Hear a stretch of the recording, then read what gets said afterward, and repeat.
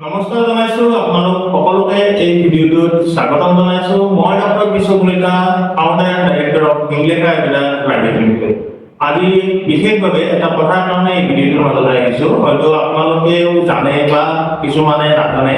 বিষয়টো এনেকুৱা যে কিছুমান মানুহৰ আঁঠুৰ বিষ হাড়ৰ বিষ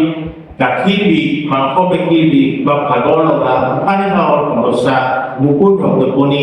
মূৰটো যন্ত্ৰণা লগা মূৰৰ বিষ এনেকুৱা ধৰণৰ কিছুমান সমস্যা হৈ থাকে